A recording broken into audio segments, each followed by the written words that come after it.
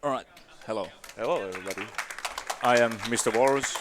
I This am is, Cropax. yes, and this is Divinity 2 Original Sin. And we're good to go. 3, 2, 1. Load screen! Yes! So we got the donation incentive where we got to choose names where Mr. Wars' name ended up being Vadim and mine was Gigagoo. Yeah. Right, and smartest of you might notice that we are both playing as undead. This allows us to use Death Fog to our advantage. Death Fog is a substance that normally kills all living things, and you're not supposed to have access to it, but we're gonna have access to it as we're speedrunners.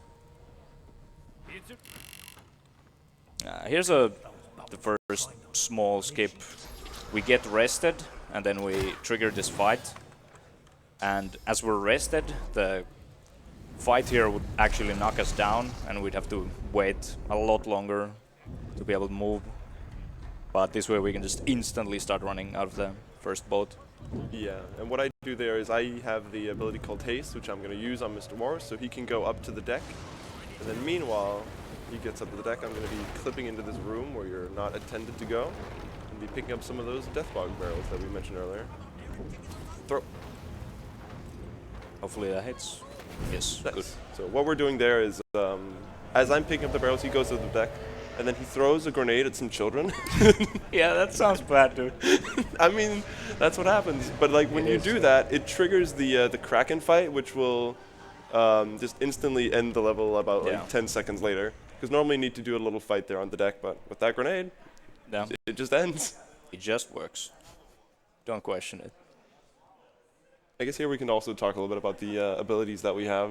We go both one into polymorph, one into pyrokinesis, and then we use that to get haste, polymorph, and camouflage. Camouflage being invisibility, the tentacle slap, which we use to, With the couple fights that we have to do. yeah.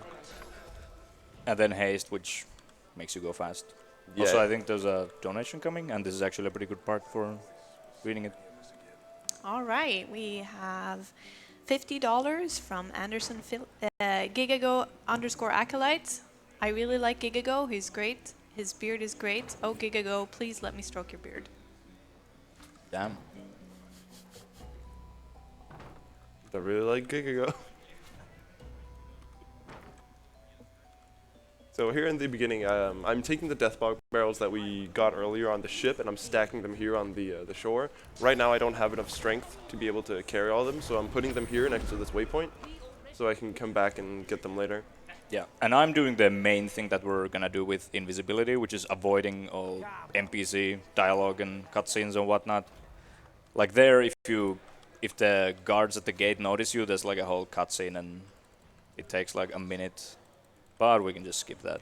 Yeah. So Walrus hits the checkpoint, so I can just instantly warp to him because I'm already like super far behind him. But with the Yes. checkpoint system, I can just instantly go there. And I'm using the same clipping technique that Cropax used earlier to get through the gate here. I got by Gavin. No. Damn. There's a bunch of NPCs that will just automatically talk to you when you run past them. Gavin, that guy was one of them, and then sadly I hit the wrong button, so I didn't instantly just skip his dialogue. So Yeah. big time loss of like 3 seconds. Here's another bit where there would be a fight, but you can just invis through it. It's a little bit faster. Invis takes like 5 seconds to cast, so it's not a big deal. Yeah, what I'm doing here in the meantime while Walrus makes his way through the swamp is I'm going to be going over to these crocs right here. I'm going to be beating up, first with the tentacle slap, and then with this oil barrel here. Now the reason I'm doing this is because they have some teleportation gloves that we need. Now sadly I didn't get the good cycle, because normally they would be, or the one crocodile that has the gloves would be further up, so I could immediately escape the fight, and then teleport to where Walrus is, but sadly, right now I'm having a bad fight, so it'll be another second before I'm there. Play dead to de-aggro the enemies, warp to him. I'll just haste you now. going to go here, then I'm going to use the teleportation gloves to just toss Walrus over this wall. And then here we're going to split up again. He's going to start making his way towards the last boss of the first act. And then meanwhile, I'm going to make my way over to a like a secret settlement called ESA Sanctuary, where we're going to be going to buy some stuff a little bit later on. Here's another pretty good part if there's anything to read off. Yes, certainly. We have $50 from Humpus Lumpus, who says, "My grandma has changed completely since she has Alzheimer's, so I know how hard to see it is for everyone when a loved human is becoming sick like this. Love your streams. Heart." No, heart you. And thank you so much for donating. We are still just running if there's anything more. Yeah, we have $10 from JR. They've kind of included a tongue twister for me here, I guess. Mr. Walrus, XAMK L12 16 SNMB represent. Go destroy the wonderful game that is Original Sin 2. Greetings from the guy with the red Atari satchel and slightly better English, winky face. I have no idea who that is.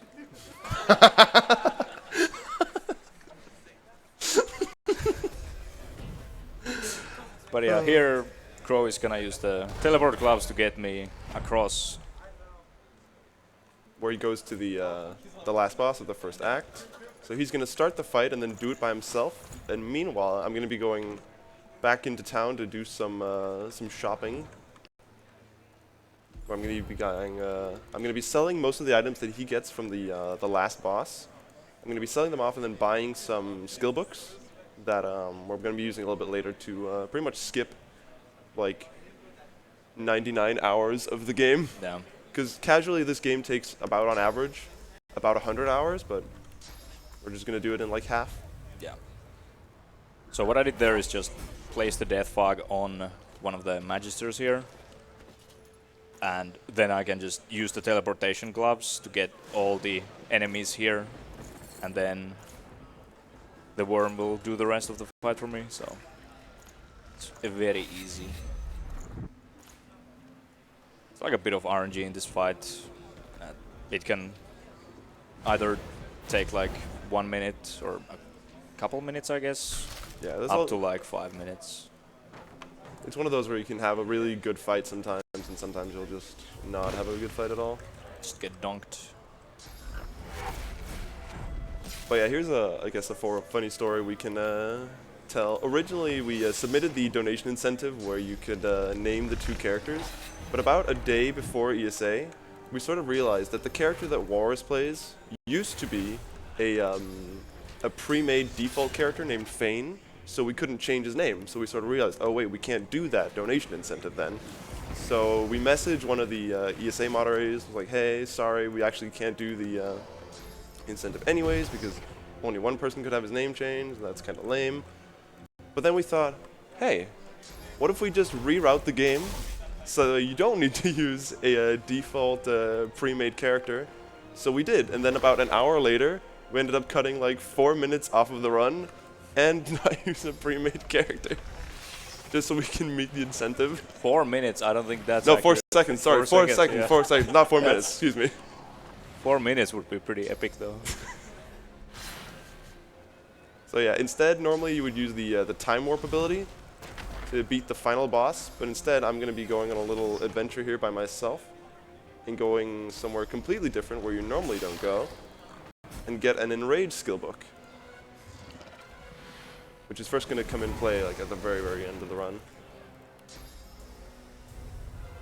Yeah, and I'm just like waiting for the cooldown of the teleport and killing off one of these guys, and then hopefully this marksman will kill the worm fairly quickly. The worm has a lot of HP left though, so that's kind of bad. This might be kind of slow. So yeah, this is where I'm finally buying the skill books. Originally, before we sort of rerouted the whole thing, I would normally be waiting around here in town to buy all these skill books, but my keybinds are different. That's interesting. But yeah, I would be waiting for the level up because you can first buy these specific skill books that I need at level 4. So I'd just be waiting here. But now with the reroute, I'm actually doing stuff. I have to play the game. harsh fate. You have all your stuff. I have the barrels. One more shot from the archer and the worm is dead. And that's the fight over basically, because I can just instantly teleport the archer into the death fog. Like all the other enemies. And then I'll just learn the stuff Cropax sent me.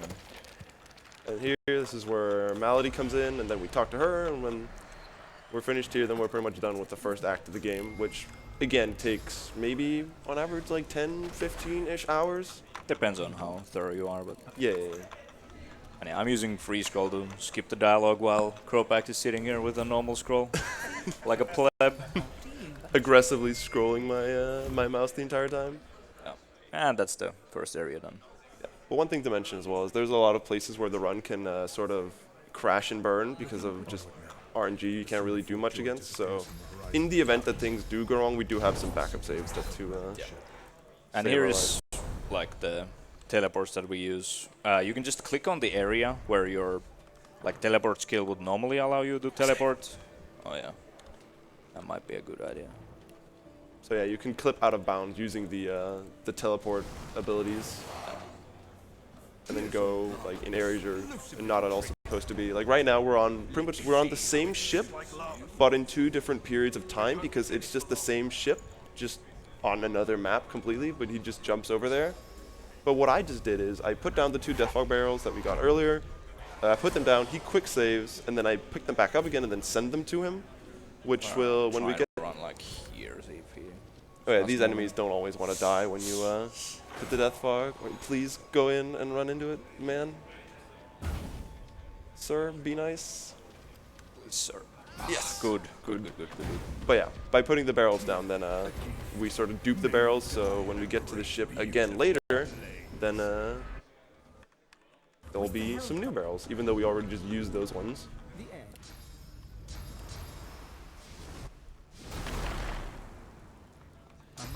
Oh yeah. Why am I talking? Oh, good. Okay, very slow. I'm the one that gets the dialogue. Normally it's Walrus there that gets the dialogue, so Oh yeah. he goes You through here gotta- first. I forgot you gotta like manually undo the dialogue. Shit. What? I just got very confused there for a second because you were the one talking. Yeah, we sort of have a set order for which person does which stuff. For example, normally it's always Walrus that gets through here first. Yeah. So it's like when I get through first, I just kind of stand there like, oh, I don't know where to go. So he's always the one that does this warp. If a run is going well, everything works out, but then like we get kind of confused easily. Like a small animal. Just very afraid.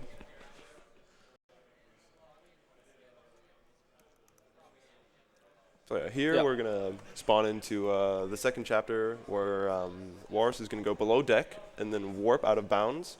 Again, because a lot of the different areas are on the same map, just sort of next to each other, so he jumps from one map to the other, which ends up being a completely different place in the game, where he's gonna go kill some demons with some. Kill a demon, complete a quest, and you can read off some donations if there's something to read.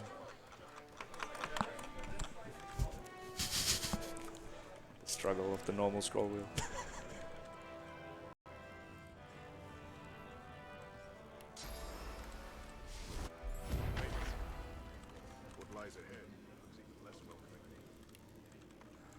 So yeah, meanwhile, while Walrus is taking care of all this demon business over here, I'm gonna be going into town, where I will be completing a ritual that you normally need to do a lot earlier and complete some side quests first to get access to that room. But you know, again, by just jumping, you can just jump in there, even though it's at a much later point in the game. Here's your barrels. Good. That's also a thing that you see often. Like one character picks up some items and then emails them to the other person. You have got mail.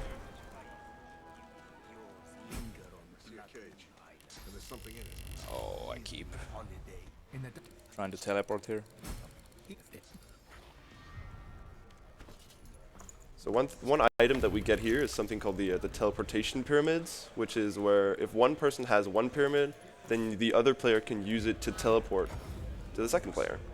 So here, Walrus sends one to me. So he teleports to me. I'm gonna read this book, and then he's gonna prepare some ritual ingredients. A nice cocktail for you, my friend. Oh. Hit the lever. Good. Get ready for more aggressive scrolling with the pleb mouse. It's the good stuff. Right there. I should do the Mumrick thing and just turn the mouse upside down. Just scroll it along the table.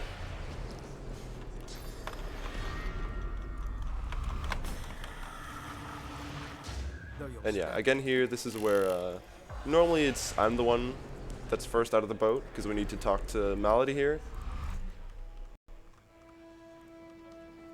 who has a very specific pattern that you need to talk in, and I know that, and Walrus just gets very confused when he's the first one out, because Malady only wants to talk to the person that gets out of the dream first. Yeah. Also, she just likes to run away sometimes, and she runs at normal speed, and we run at the exact same speed, so we can't catch up to her unless she just goes into a corner.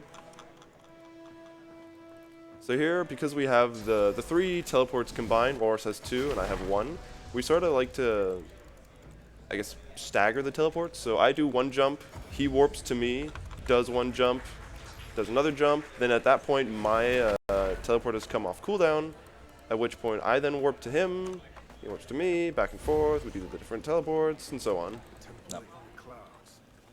What holds this aloft? So I teleport across here, to this area, and he jumps out into the infinite nothingness, which just happens to be another map on the other side. And again, with these teleports, we're skipping like 20 hours of content almost with every single jump. Like we're right now at a point much later in the game where you're not at all supposed to be yet. We're still only like, I don't know, what level are we? Oh, we're level 14, I guess, because we get that much EXP. Yeah, you get like a ton of XP out of some of these parts, and the way the level scaling is built, you need like a lot of XP for the later levels. Oh yeah, I don't nice, you're no turn, sick.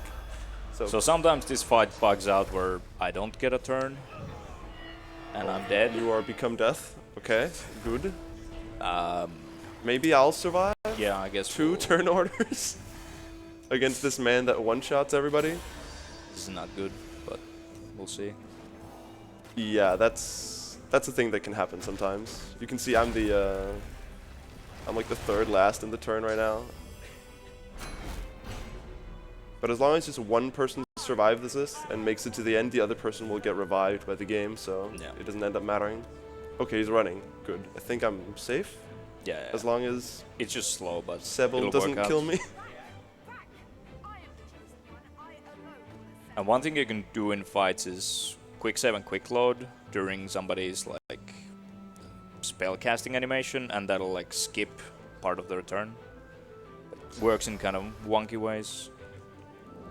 Alright, I made it. Yeah, good. Hello? Click it? Hello? Okay, Good. I was just standing there clicking it, nothing happened. More aggressive scrolling. And meanwhile, I'm doing level ups because I'll be fighting. We have time for some donations. Yeah, go ahead. Sure. First of all, I was wondering if Bishop Alexander was slain already. He just got clapped, like, right now. Okay, well then, this is very fitting. We have $10 from Driftwood Town Crier, who says, hear ye, Bishop Alexander was slain by a teleporting skeleton man. Culprit still at large, super cool run so far. I hope Cropax can resist the urge of stealing from innocent women. We have $20 from Nomi, who says, a walrus and a clickbait champ. I cannot resist. Have fun. I couldn't see your corpse for a second. That was super weird. Do we have time for a couple more? Yeah. Sure. Yeah, we have a super impressive $80 from Pian Fenzi, who says, greetings from Germany. Love the event and that there are 2 streams is awesome. Thanks to Flat Earth, I can look out of the window in Rostock and wave right directly to Malmö. Kappa. Very cool. Another $50 from Paxis. I just won money right now. Don't ask me why or how. Just take my money. Thank you so much for donating to the Alzheimer's Foundation. Keep the donations coming. So one thing that Walrus is doing here, there's a boss fight here with a Titan, so I'm just going to teleport out of the map so I don't need to be a part of it because I don't want to fight. Meanwhile, Walrus is going to put down one of the Death Fog barrels that we got earlier. He's going to slap him so he goes into his Titan form and then just chuck a barrel at him so he just instantly dies. Wait, where did my teleport go? No, What are you doing? casting the spell from my scroll wheel. It's fine. We made it.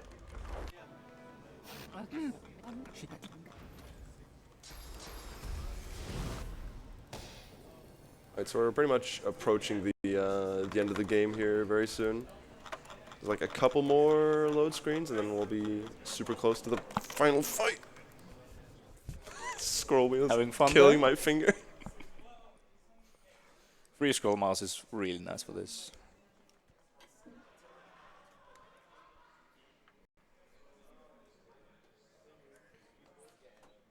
This is a cool load screen, it's not moving.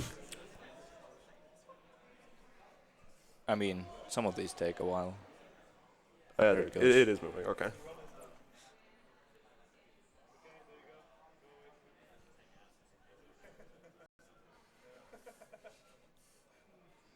This was like slower when the game was like on my HDD at home and not my SSD. The rest of the loads have been pretty good actually. So. Yeah, this is going to be another case of Walrus teleporting out into the infinite nothingness. Running around for a bit. Getting to this talking door. Going through it. At which point I warp to Walrus, and then I do the next teleport. He's going to get into a fight with a couple of demons, but I'm just going to go trigger the last boss here. Yep. Now for this boss, normally you would have like at least several characters fighting alongside with you, but hold on, this is important. Good. Okay, got there. There's two dialogue options that I have there. One, which makes all the people here apart from us two our enemies, and two, makes everybody but one guy our friend. So it's very important that I press the right one there. Yeah. Because as you might have noticed, we have autosaves off, because autosaves not only messes with some of the glitches that we do, it also is just slower because the game will like pause for about 2-3 seconds and then Yeah. do the autosaves. So just for the sake of speed, we have them off, but it's not very marathon safe, I guess. Which is why we have the backup save, just in case something goes wrong. And normally in this final fight, this Kraken would spawn like 5 or 6 different enemies for you to fight, but because we can just skip its animation here, instead we'll only have to kill Barracus Rex, which makes it a lot easier. So what Walrus is going to do here, he's going to teleport over to the throne right next to this guy called Lucian. Now, this guy Lucian, he does some heavy damage, so he's going to enrage him to make sure all of his attacks crit. He's going to run over, he's going to use the teleport gloves one final time to bring Brackus right into the midst of these like 4 people. Yep. So we don't have to do anything in this fight, we just buff Lucian and then put Barracus Rex where he'll just get clapped. And then we just wait and hopefully not mess up the dialogue after this fight. Oh yeah, there's also another very important dialogue here. Yeah. One which will end the run, and the other one that will make it run invalid, I guess. Yeah.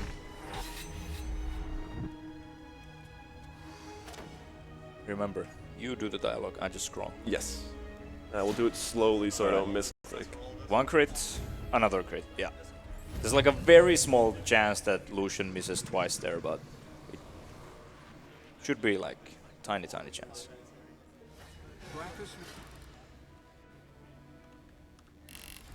Good. No fighting.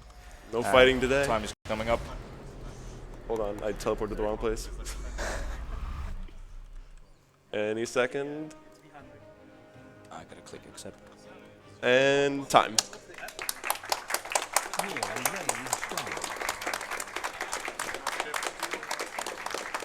Yeah. That's actually pretty fast. How was it so Good good? run. Yeah, that was like. What's our PB? It's like 19 something.